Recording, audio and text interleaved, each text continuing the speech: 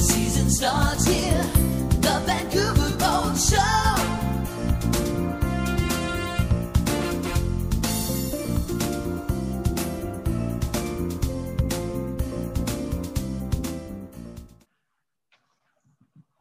Hi, everybody. Thank you for joining us. We're just waiting for attendees to gather, and then we'll get started in a few moments.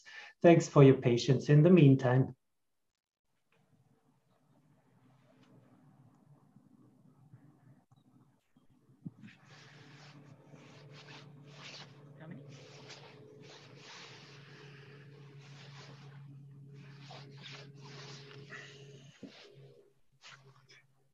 Hello, everybody. Yes, you're in the right place, and we're just waiting a few more moments to start the session at 1 minute past the scheduled time. Thanks for your patience.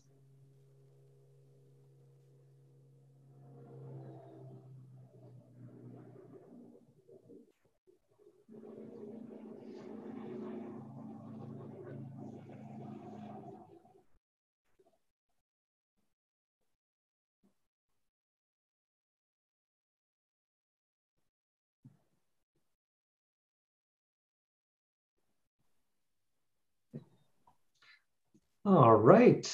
Welcome, everybody, to the Vancouver International Boat Show, sponsored by Freedom Marine International Yacht Sales in Vancouver.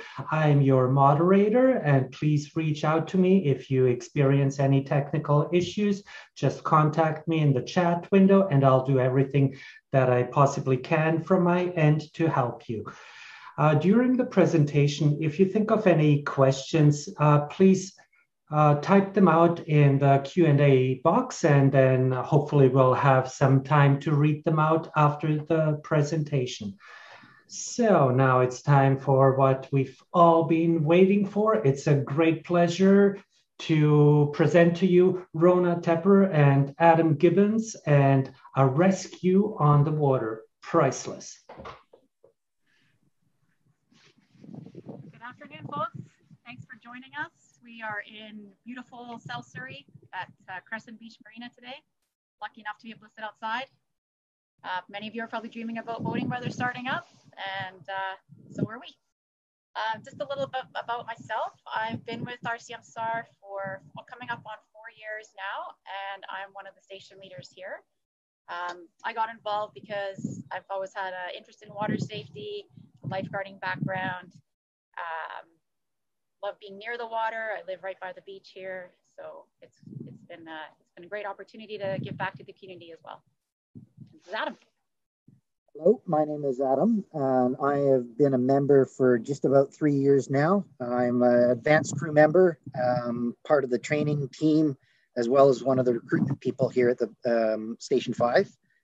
And the presentation we'd like to do today is a little bit of an introduction to RCMSR 5, which is Station 5, our station here at Crescent Beach, and a little bit about what we do in training and an example of one of our taskings where we had to go out and actually take care of somebody on quite a lengthy tasking one evening.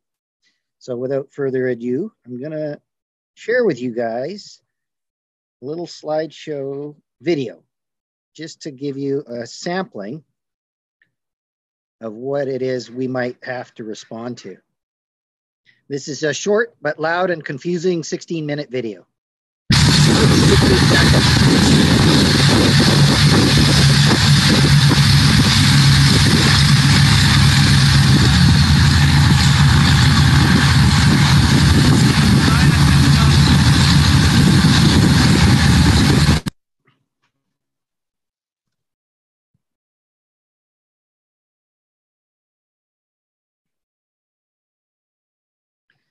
So that is just a really short 16-second glimpse of one of our taskings that I'm going to walk you through. Just going to share a little slideshow now of, I'm going to come around back to that video, but I'm going to introduce you to our area.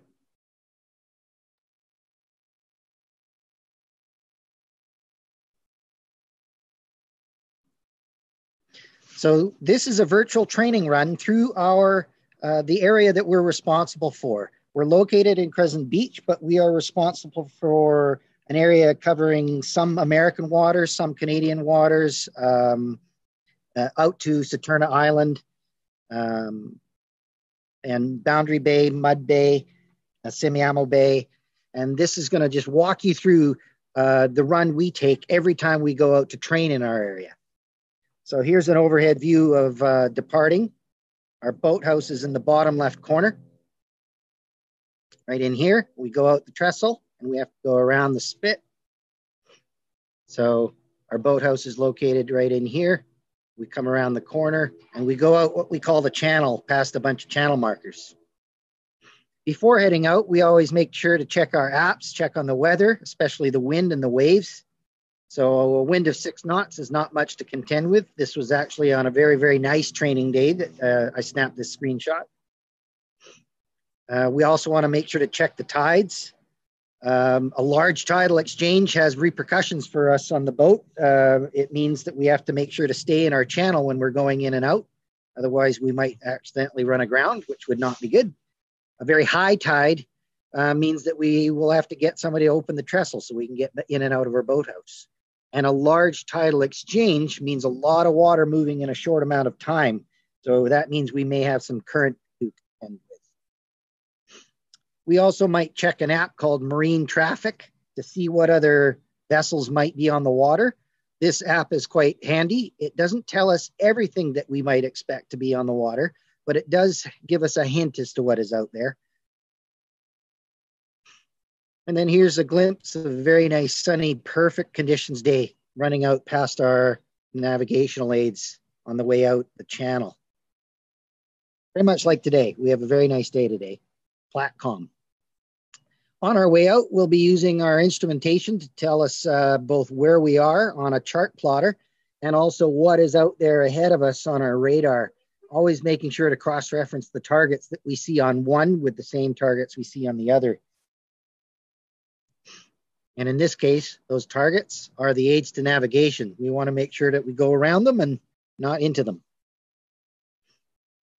There's also other vessels on the water. In this case, there's a power vessel just past us. Again, checking back on our instrumentation. And visual checking of the things we see on our instruments as well. And every once in a while, there might be a target that we can only see visually and that will not show up on our instrumentation. In this case, that target is a paddleboarder. And if I'm not mistaken, not wearing their PFD. So at this point in the photographs, we're coming around this corner and lining up to go out our channel here. And now we're starting to get this is what we refer to as the beach gate. So we'll pass through a starboard hand marker, which when leaving port will be on our port hand side or the left side. And yeah, very, very low tide. You can see the markers right out of the water. So it's important for us to stay in the channel. And up here in the top right corner, that's what that gate looks like on our chart. And then we turn a little bit to starboard and start to look for our outer gate. So again, there's 2 markers that we pass between. And here we are just passing it. So now we've just come out this gate and we're about to do a nice long, fast run at 30 knots, maybe even more, out this channel, keeping all those starboard hand markers on our left-hand side when leaving port. And we can see them visually lining up there. But we also make sure to check that we can see them on our radar and our chart plotter. And keep cross-referencing as we go. Make sure that we're always aware of where we are at all times. Here's a good look at Point Roberts, which is on the edge of our territory. And we refer to this as our south channel marker because it's the last channel marker that we pass. And now we're out into Boundary Bay. Another view of the same marker.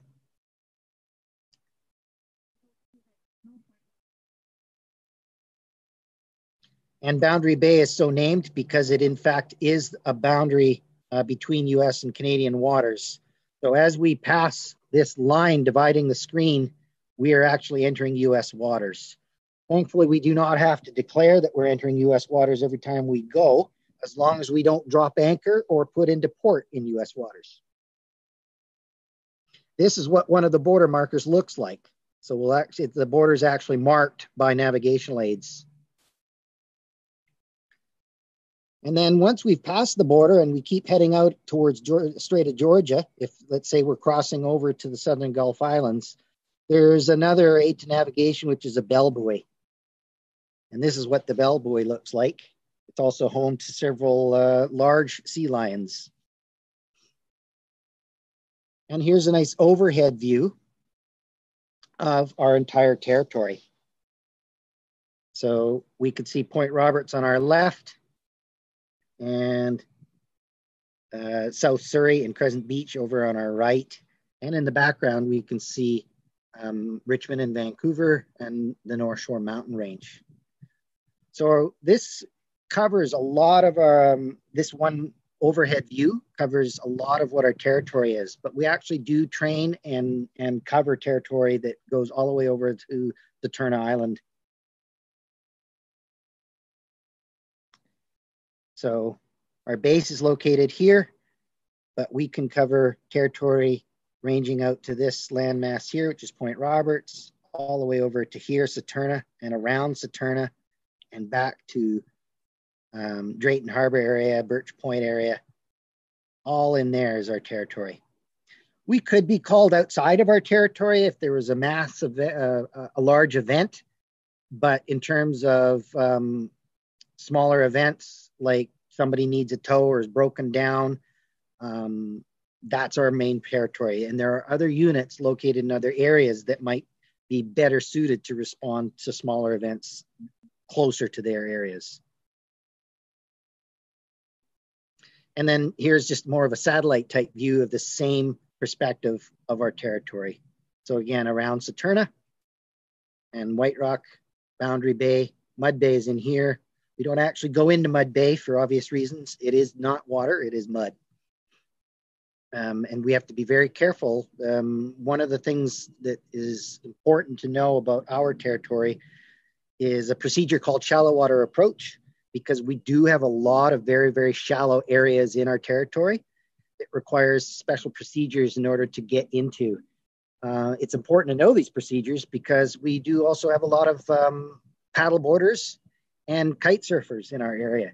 And they do have the ability to get themselves into those areas. So if they end up in distress and need assistance, we might be called upon to respond, but we have limited capacity to get into those areas. And that means we have to work in conjunction with local police and fire. And in some cases, we call in the hovercraft, which is Coast Guard. And in some cases, even the helicopter may have to be called in, which is Navy. So we do work in conjunction with a large or wide variety of different resources that are available to come and respond to our territory. That's a bit of a familiarization to our territory.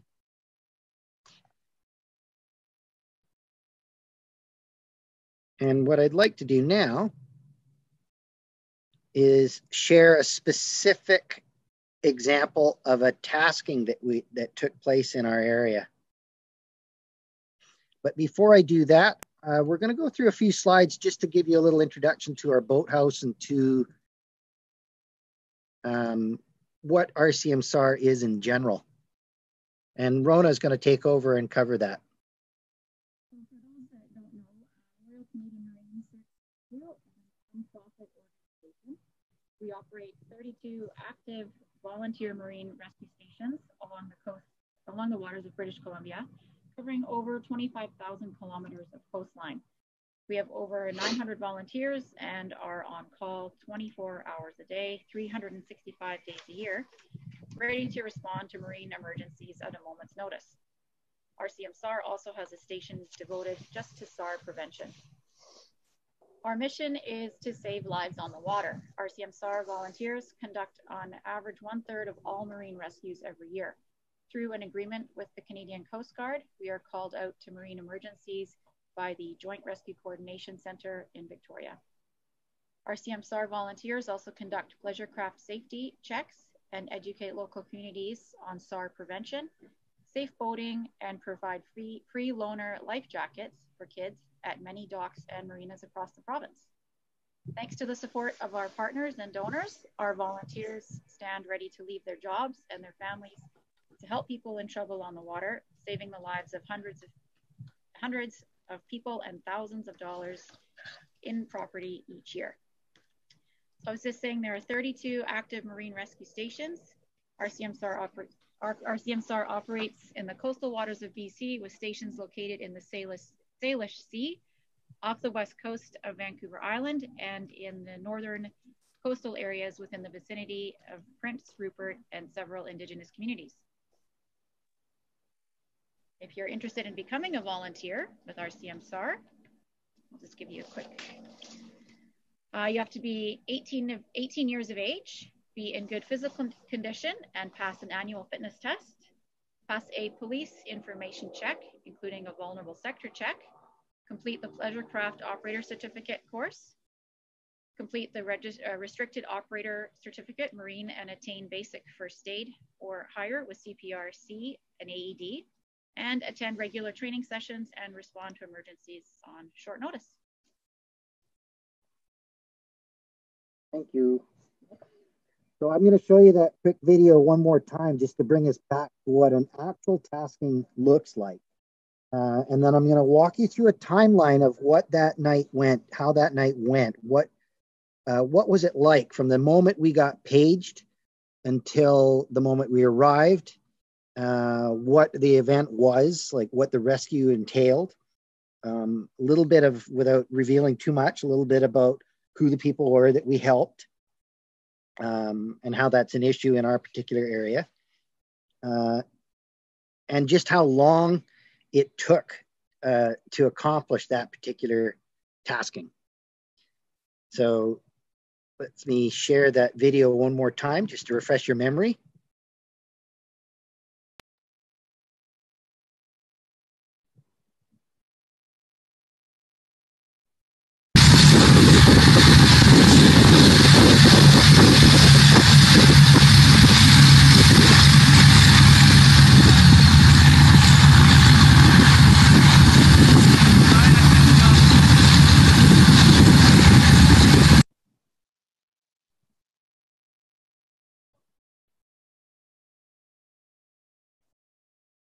And now I'll share you the story of that event and that evening.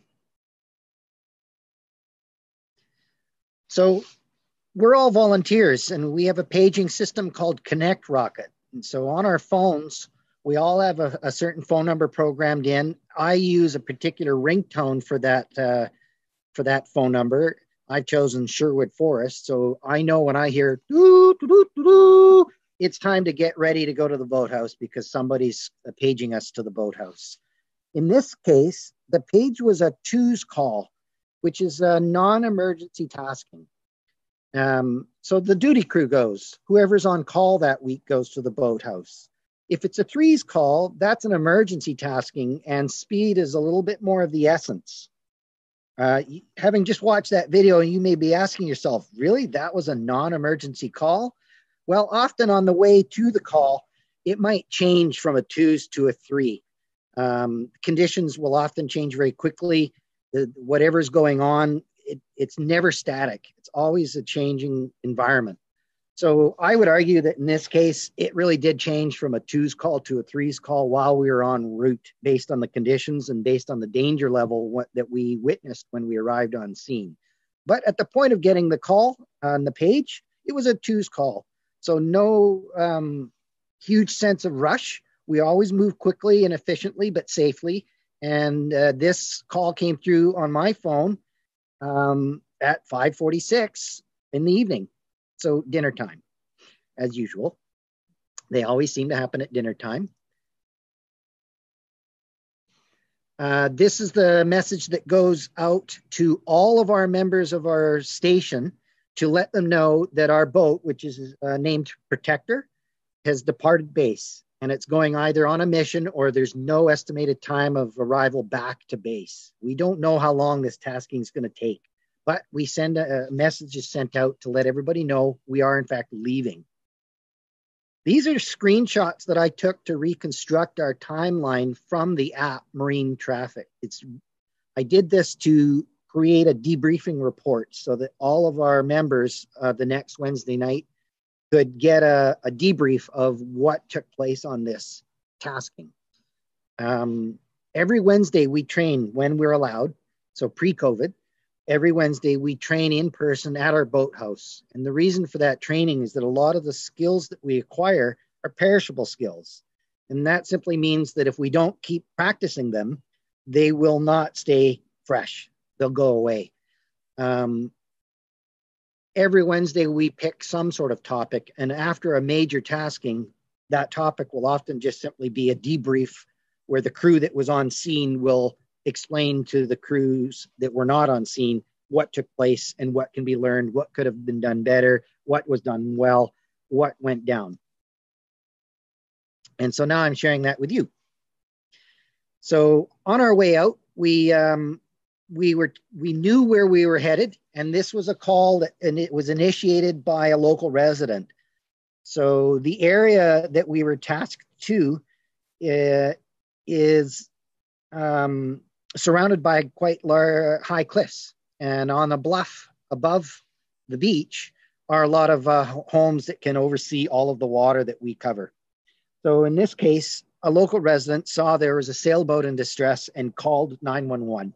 And that trickled down to become a tasking for us to go out and investigate and render assistance if necessary. So on our way out, we started to see lights and get radar targets hitting in the general area that we'd been tasked to. And so in this case, at 18:23 or 6:23 in the evening, we started to turn in to investigate a target. I should point out that somehow got a little head here. Wrong way. Bear with me. Okay, so we departed the boathouse 27 minutes after actually getting the page. So our members live at varying distances from the boathouse. I live, if there's no traffic, 8 minutes from the boathouse. And I keep all of the gear I need to be ready to go. I keep some of it at home in a pile, ready to put on quickly, but most of it I keep at the boathouse. So I'm able to depart my home generally about 4 or 5 minutes after receiving the page. If there's traffic, it might take me 12 minutes. At the boathouse, it takes me about 5 or 6 minutes to gear up and maybe a few more minutes to prep the boat, and then a few minutes for us to get a crew briefing and a little Q&A quickly, and then we depart. So we departed the boathouse 27 minutes after getting the initial page. We started to come out the channel, and then we turned in to investigate this light/target that I saw on the radar. My position this evening was on navigation. So my job was to monitor the chart plotter and the radar to make sure that we got to the location in a timely manner, but also more importantly, safely. Once we'd investigated and found out that target was not what we were looking for, we altered course to scene. So at 6:29, at 6:32, our arrival on scene is imminent. And that arrival was 46 minutes from getting the page and 19 minutes from leaving the boathouse. As we arrive on scene, we find our friend is in need. And I'm hoping you agree with me, this no longer looks like a non-emergency tasking. The weather conditions were really quite poor. It was nighttime. It was a storm. And it turns out that the situation that we were arriving at was a sailboat that had anchored way too close to the beach when it was calm.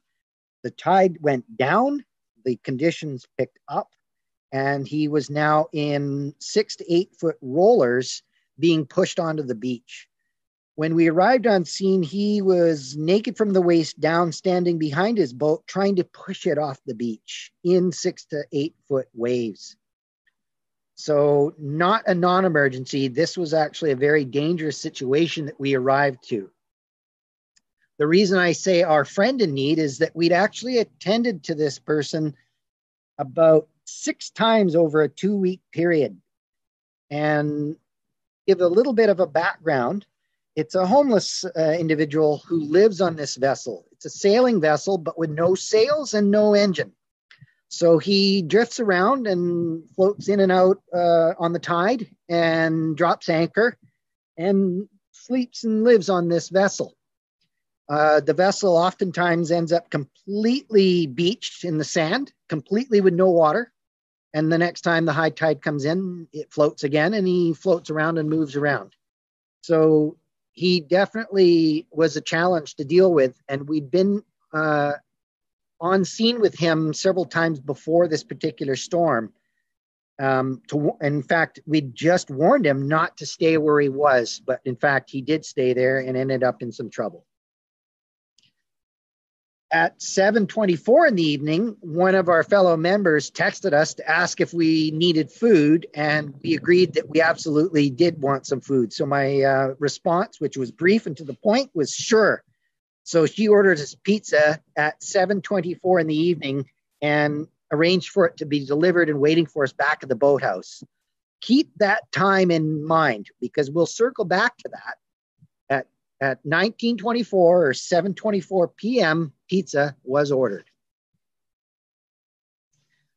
So when we circled around the scene and made 2 attempts to get close enough to try to attempt to tow this sailing vessel off the beach. Those attempts did not work. He was simply too shallow, and we need at least 4 feet of water underneath our vessel to operate safely. Anything less, and we run the risk of damaging our props and our engines. And when the water is going up and down, when the waves are bringing us up and down, even 4 feet is not enough, because we might end up going down less than 4 feet of water and carrying us up and then slamming us down.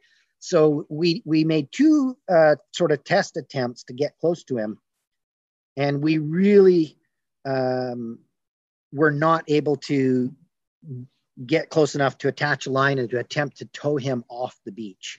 So we made what's called a sit rep call. So a situation report back to Victoria Coast Guard radio to let them know that we're going to need more assistance. So Moitel is one of the hovercraft, and that's the hovercraft you saw in the video. So Coast Guard was dispatched to assist in the rescue of this gentleman, get him off the beach. Because it's a hovercraft, it can go right up on the beach and get right beside him and then tow him out deeper water, where they transferred the tow to us, and then we towed him back to Crescent Beach Marina.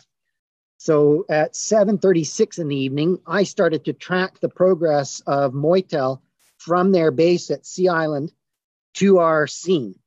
And I used the app Marine Traffic to know where they're located and how far out they are and how much longer they might be. That app is not only able to tell me their location, it tells me their speed.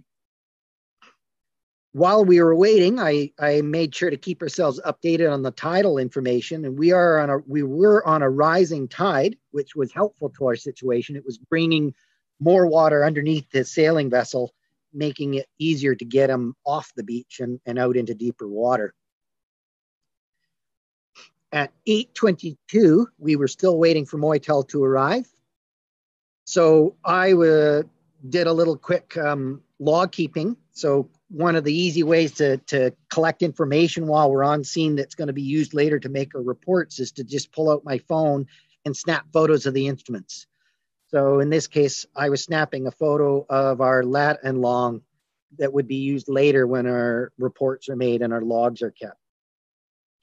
And at 8:39 in the evening, Moitel finally arrives on scene. We'd moved our vessel out of the way so that they could approach and do their own scene assessment and gauge how they were planning on getting this gentleman off the beach.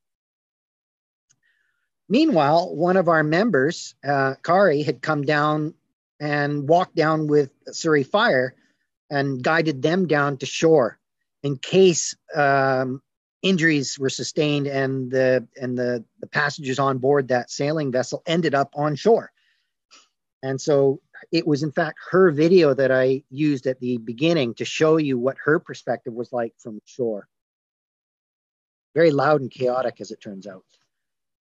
So between 9:07 and 9:33, we were engaged with Moitel in the transfer of that tow from them to us. They had rafted up next to the sailing vessel and brought it out into deeper water. And then we swung around beside them and transferred that tow to us and took it as a tow behind us. This is actually between 6:33 and 9:48. So 3.5 hours we were on scene, roughly, I say, pun intended, because it was very rough water and very uncomfortable and very difficult to stay in one spot. So this is our track. We did not stay in one spot. We moved all over the place to stay on scene, but also out of the way of the hovercraft while they were doing their work. And now is the long start of a long tow back to base, because when towing, we cannot travel at our maximum speed. Our maximum speed of the vessel is just over 40 knots. Our general cruising speed in operations to get to a scene was probably going to be between 30 and 35 knots, depending on the weather. But when you've got a sailboat in tow in bad conditions behind you, our max speed towing that vessel back was between 4 and 6 knots max. So it took a matter of minutes to get to the scene. It took 4.5 hours, 4.5 hours after departing our boathouse, we started the tow back to the boathouse. But it took us over 3 hours to get back. So turning into the channel, 46 minutes into the tow, we're not even in our channel to get back. Normally that'd be 5 minutes. At 23:36, so 11:36 at night, we're finally passing through that outer gate that I showed you in the first slideshow.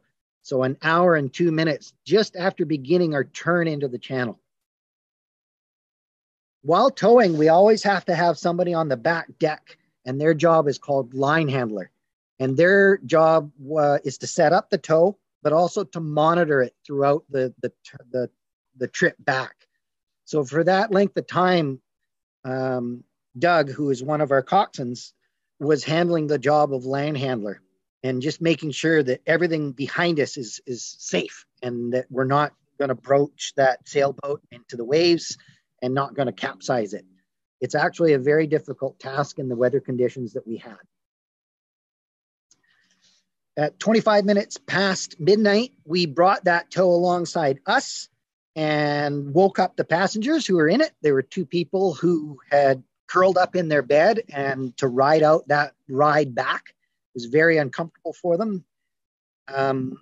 So we brought them alongside and got ready to set their anchor and to transfer those 2 people into our vessel.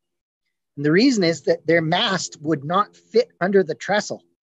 So we had to anchor their vessel outside of the marina on the other side of the train tracks. Our vessel would fit underneath, but their vessel with the mast would not. So we transferred the people and their belongings into our vessel in order to make the last little bit of way into Crescent Beach Marina.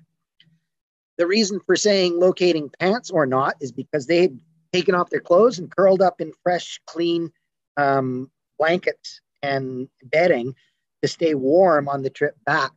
Their clothing had gotten wet in the hovercraft operations, and also because he'd been in the water. So in order to stay warm, they'd taken off the wet clothing and put it aside and curled up together. They're a couple in some bedding and sleeping bags. But when it came time to get dressed again, only 1 pair of pants could be found. So it's a little inside joke with the boathouse. We ended up transferring 2 people, but only 1 pair of pants. Finally, at 12:45 in the morning, we were able to page the boat back secure at base. And now you know why the page out says no estimated ETA. We never know how long a tasking is going to take. I will speak from my experience on this tasking. I had been on attendance to this very gentleman several times prior in the prior 2 weeks myself I thought we'd be out for about an hour and a half. And as it turns out, we were out for just under 7 hours. This series of missions to visit this gentleman cost hundreds of fundraised dollars for our boathouse, thousands of taxpayer dollars. Moitel is a very expensive vessel to operate. Our vessels are approximately $100 an hour to operate. 2 pizzas, which as it turns out got eaten 5 hours and 18 minutes after we ordered them. 3 taskings to this particular gentleman. First tasking was an hour and 92 minutes with 4 crew involved. The second tasking was 3 hours and 17 minutes with 4 crew involved. And then this tasking that I've just walked you through was 6.93 hours with 4 crew involved, not including the Canadian Coast Guard, Surrey Fire, and police who were also tasked to the site. The next morning, his vessel was safe and sound, anchored where we had left it. So finding out that his vessel is still afloat and that we will likely be tasked to help him again was priceless. But even more priceless and more seriously, helping those in need really is priceless. And for the sake of anonymity of the gentleman that we assisted, I put a little happy face over him, but he is in fact sitting on his vessel with a great big grin on his face. And this is from one of a photo that I took on one of the earlier visits to help him out. And that's the end of our presentation for the day. So hopefully you guys might have some questions that we can answer for you. All right. Well, thank you very much. That was a very exciting session. And we do have a question from Richard. He's asking, which tide app do you use? Oh, I have to. Yeah, I use one called Tide Near Me. Each person will have a different one we prefer. Yeah, let me look it up for you. I'll just give me 1 sec.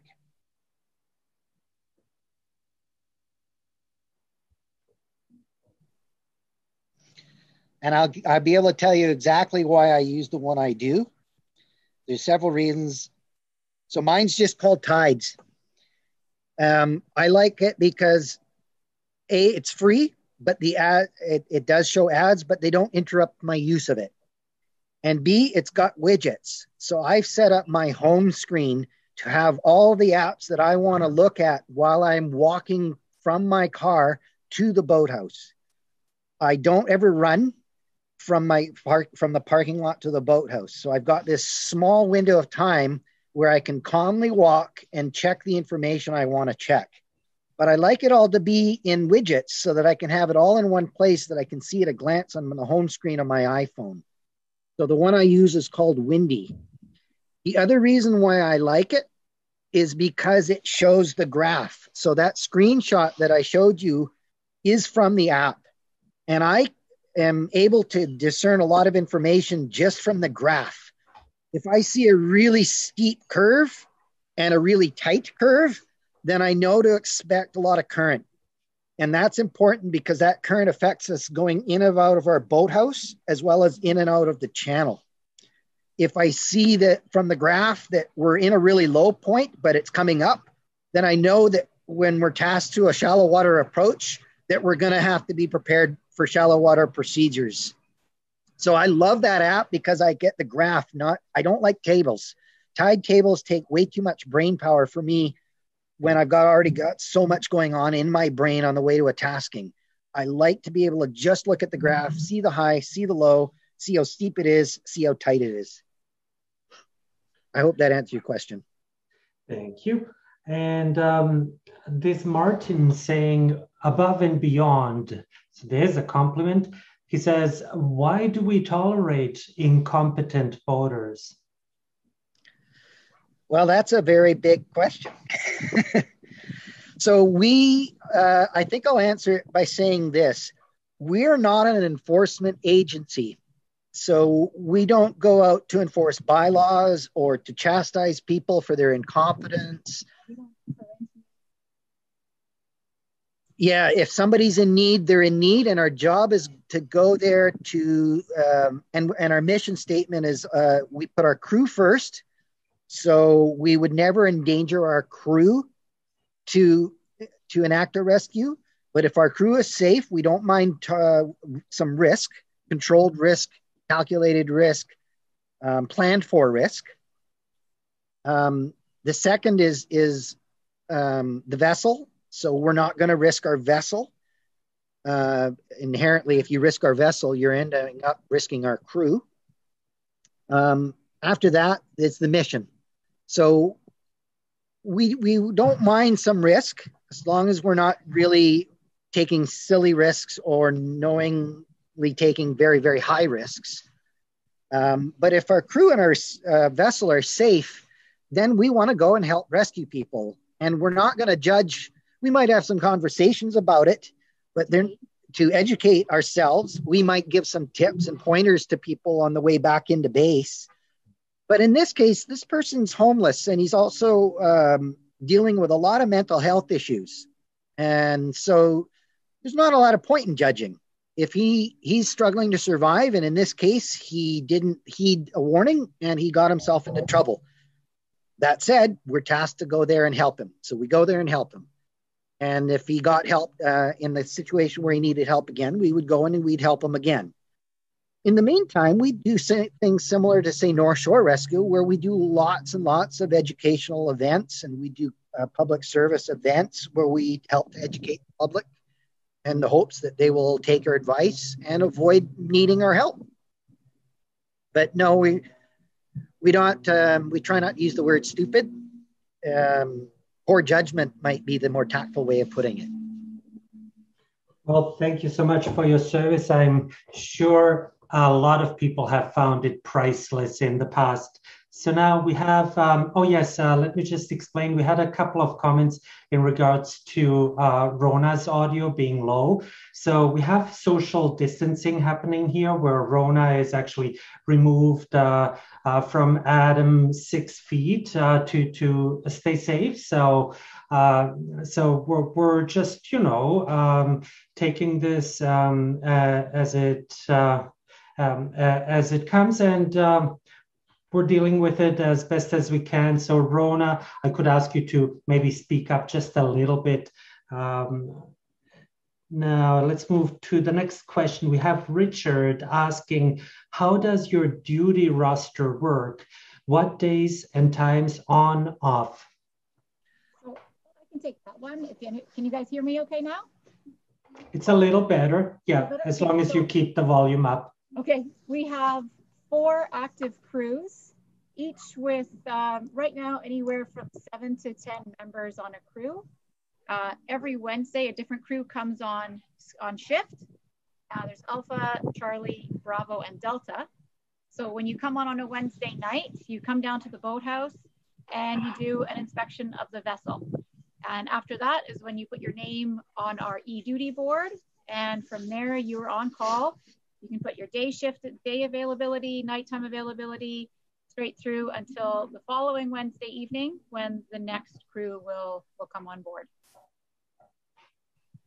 Excellent. And we have Doris saying, what happens at your end if we had to use the AIS button on our boat in an emergency?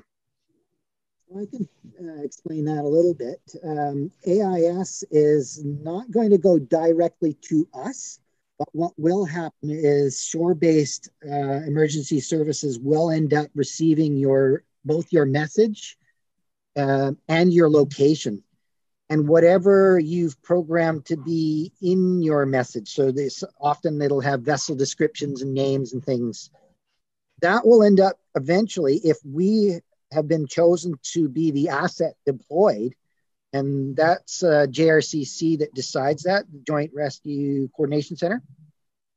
If they decide we're the ones that are to be tasked, or we're one of the ones to be tasked, then we'll be tasked through Connect Rocket, which is what you saw on the slideshow. So your AIS doesn't go directly to our pagers, but it goes through a series of steps that eventually might get to us if we are the ones chosen to go. It might also end up being that Coast Guard's chosen to go, or the Cormorant out of Comox is chosen to go. It all depends on the nature of the emergency. Likely, there will be an attempt to contact you in order to discern more information. And that might help in judging which assets to send. But at the very least, the fact that you need help and you need somebody to come, and your latitude and longitude will be received when you push the AIS button. All right. And yes, go ahead.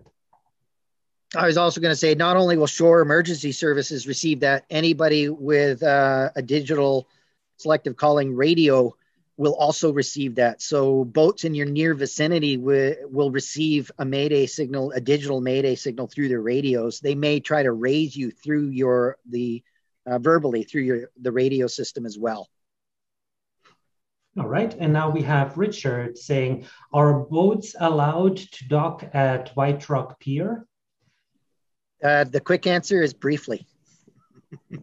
It's a public pier, so you can dock there briefly. You can't tie up and leave your boat there, though. Okay, and we have Lynn says, what type and make of boat is it you use? That's a good question. They are Titan rigid hull inflatables.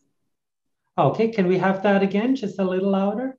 Can you say that? Yeah, they're both made by a company called Titan, and they're ribs, rigid hull inflatables. So they've got an aluminum hull, but they've got tubes on the sides, which is great. It means that we can come up alongside another vessel without having to put bumpers out. We built-in bumpers. They both got twin engines. I don't remember the exact size of the engines, to be honest. Twin Yamahas on the back, which makes them very maneuverable, and they're very fast. All right, and we have a few more questions here. Let's see. As a volunteer group, who pays for your equipment, training, and missions? So that is entirely fundraised. We, at our station, before COVID, we hosted 2 major fundraisers every year. And outside of those, our income is coming from gaming grants.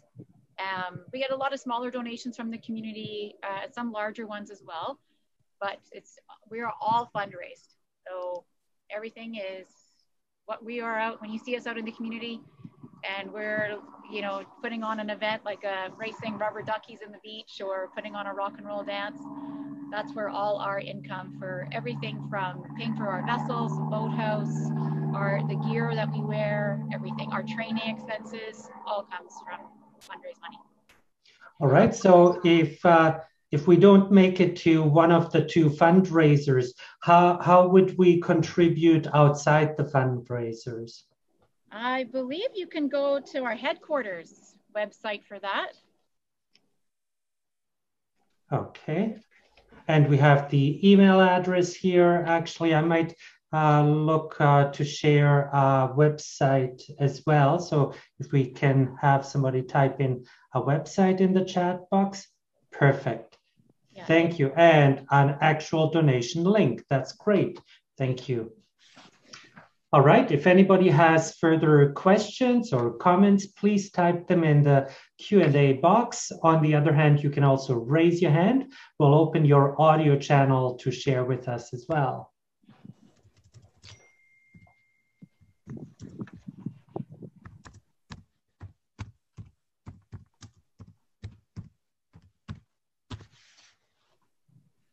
While we're waiting for other questions, I might add another comment in response to one of the earlier questions about raising awareness of better boating and such. One of the community events, actually we've done a couple really good community events, but one of the more recent ones just before COVID shut those down was we hosted a lot of young women at our boathouse and took them out on the boats and introduced them to what search and rescue was all about.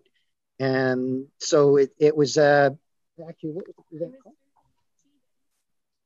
There you go. Part of the girls' fly too. So it's women of all ages involved in the STEM field.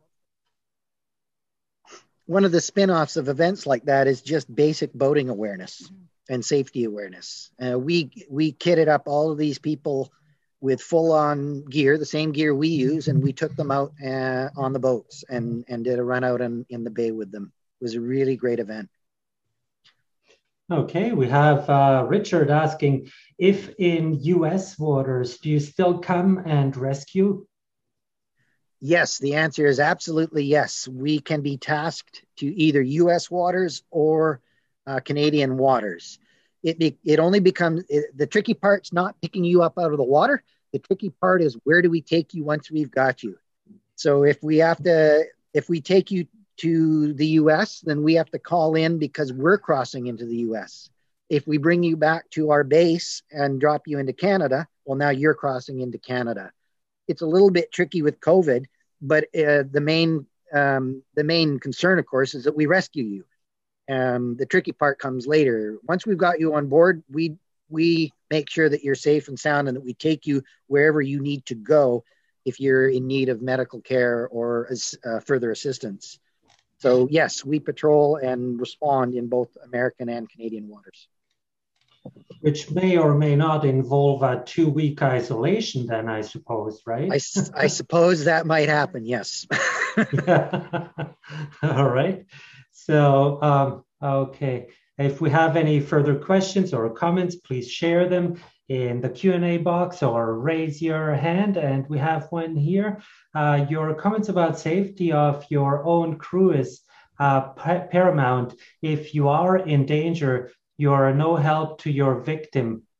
My husband is a volunteer firefighter, so she can relate. Yeah, and for me, when I learned that rule as a very new volunteer, it was very reassuring because I come from a background where I had worked as a recreational scuba diving instructor for quite a few years. And we teach a rescue course.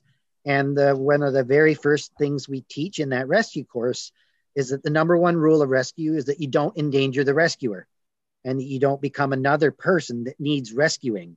So to find that the same philosophy, is the same policy existed in marine search and rescue was reassuring to me and felt comfortable and felt, what's the word I'm looking for? Well, I was familiar. I felt familiar. I already understood that policy. All right. And Richard also thanks you for the presentation and your answer. Okay, so if we have any further questions and comments, please share them in the Q&A or raise your hand.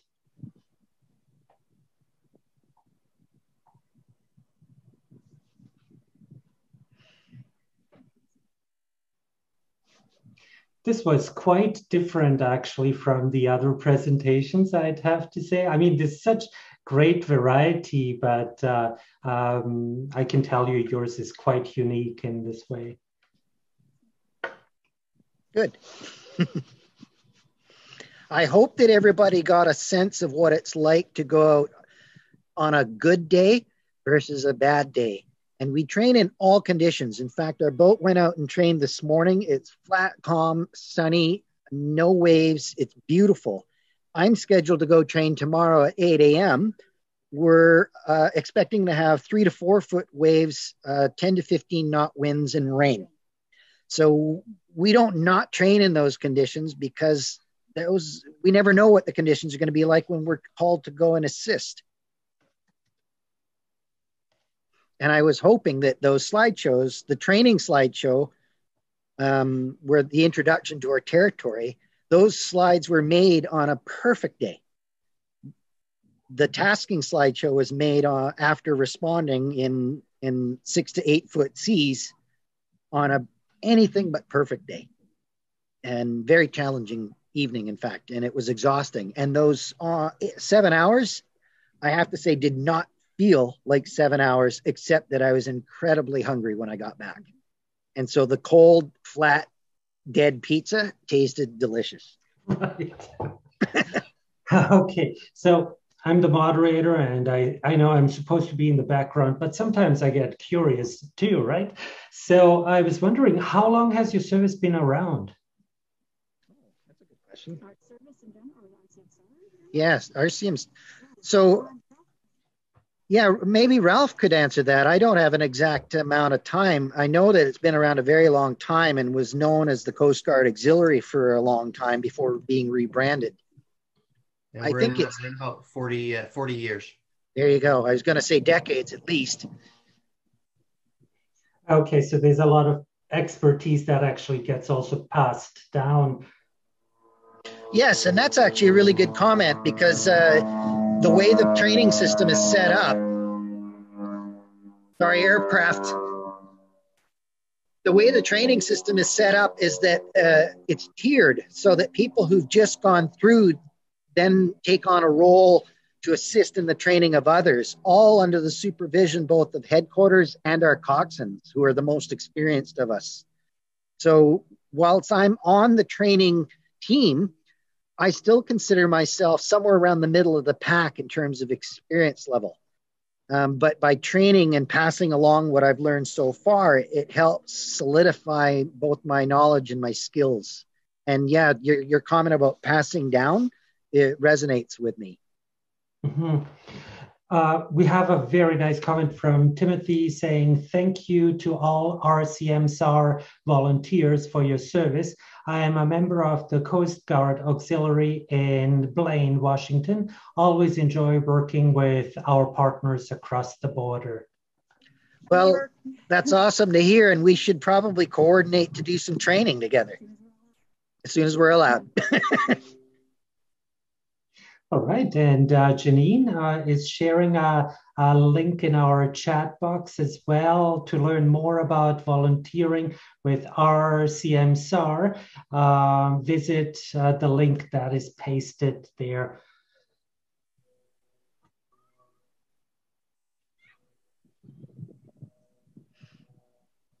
And if we have, yes, go ahead. I was just going to say, not only is everybody welcome for our service, it's also very rewarding.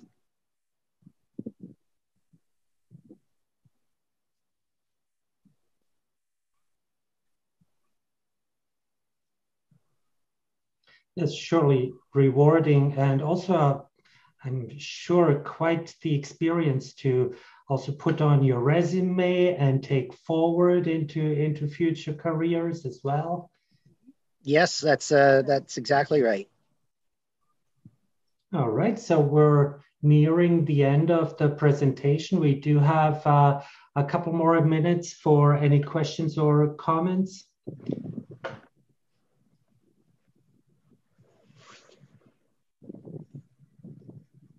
All right, well, at this point, I would like to thank you all for coming out. Adam, Rona, Ralph, thank you so much for sharing this fascinating content in your presentation on a rescue on the water. Priceless. Yes, definitely priceless. So I'd like to thank everybody else who has shown up as well. It's great to have you here at the VIBS, the Vancouver International Boat Show, sponsored by Freedom Marine International Yacht Sales in Vancouver. Please be sure to check out all our features like our online info booth, and I hope you enjoy the rest of your day. Thank you for joining us. Thank you, everybody.